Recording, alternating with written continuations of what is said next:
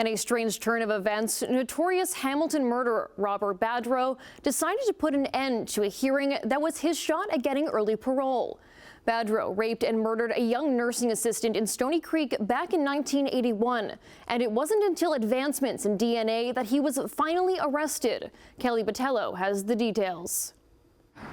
Crown Attorney Cheryl Zick came out of the courthouse today holding a picture of the young woman Robert Badgerow raped and strangled in Stoney Creek in 1981. So I've just reached out to Diane's family. This is a picture of Diane Werendritz.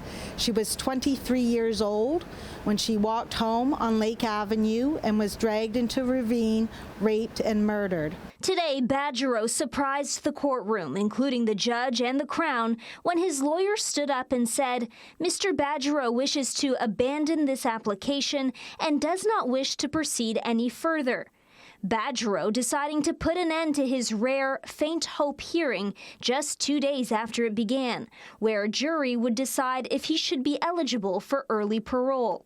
The judge took a short break to gather his thoughts, and when he came back, he wanted to make sure that Badgerow understood exactly what he was doing, that by abandoning this application, he might not be able to bring forward another application for early parole in the future.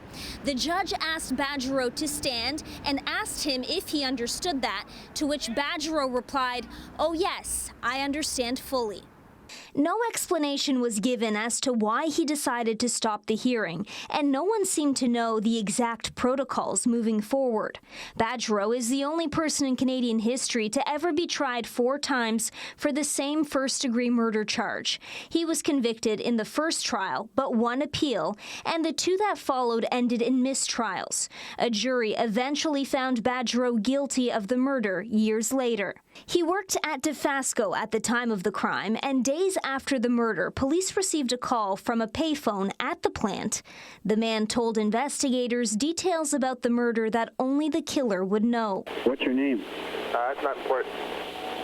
Okay, what's the information?